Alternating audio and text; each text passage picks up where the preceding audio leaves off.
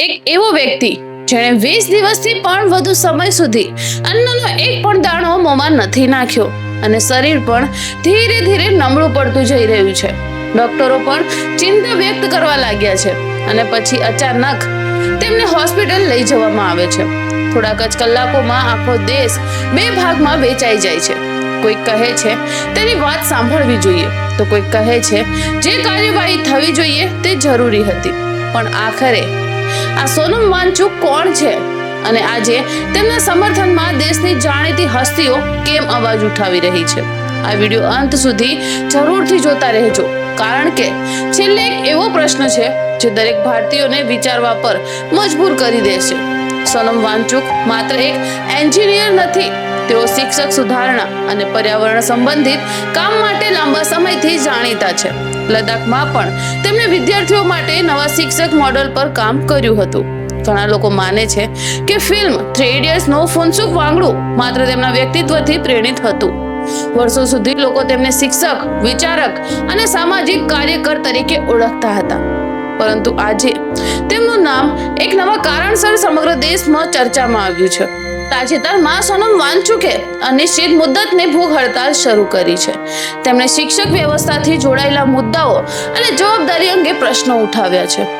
1 દિવસ, 2 દિવસ, 5 દિવસ, 10 દિવસ અને પછી 20 દિવસથી પણ વધુ સમય વીતી ગયો. લાંબા ઉપવાસની અસર તેમના શરીર પર દેખાવા લાગી. તબિયત બગડતા તેમને હોસ્પિટલ લઈ જવામાં આવ્યા.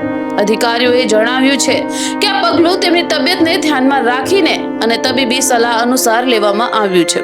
આ સમાચાર સામે આવતા જ સોશિયલ મીડિયા પર પ્રતિક્રિયાઓનો વરસાદ શરૂ થઈ ગયો. લાખો લોકોએ પોતપોતાની રીતે અભિપ્રાય આપ્યો. કોઈએ તેમના સ્વાસ્થ્ય માટે પ્રાર્થના કરી તો કોઈએ સરકાર અને વાંગચુક વચ્ચે સંવાદની માંગ કરી અને કેટલાક લોકોએ કહ્યું કે લાંબી ભૂખ હડતાલમાં આરોગ્યનું રક્ષણ પણ મહત્વનું છે. એક જ ઘટનાને લઈ અનેક દ્રષ્ટિકોણ સામે આવ્યા. બોલિવૂડ અભિનેત્રી સોનાક્ષી સિન્હાએ કહ્યું કે આવા મુદ્દાઓનો ઉકેલ વાતચીતથી આવવો જોઈએ. ત્યારબાદ સંગીતકાર વિશાલ દદનાની, અભિનેતા પ્રકાશ રાજ અને અન્ય કેટલાક જાણીતા લોકોએ પણ પોતાની પ્રતિક્રિયા આપી.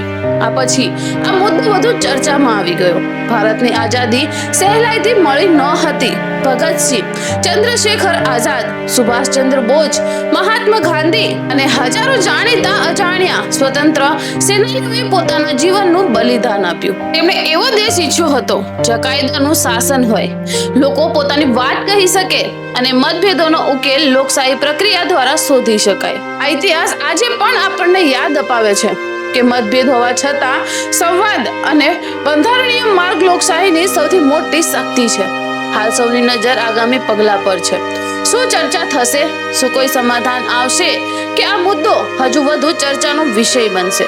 આવતા દિવસોમાં સ્થિતિ વધુ સ્પષ્ટ થશે.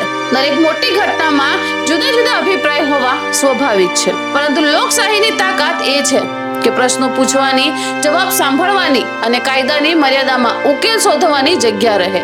શું તમને લાગે છે કે આવા સંવેદનશીલ મુદ્દાઓનો શ્રેષ્ઠ ઉકેલ ખુલ્લા સંવાદથી આવી શકે છે? તમારો અભિપ્રાય કમેન્ટ બોક્સમાં જરૂરથી લખજો.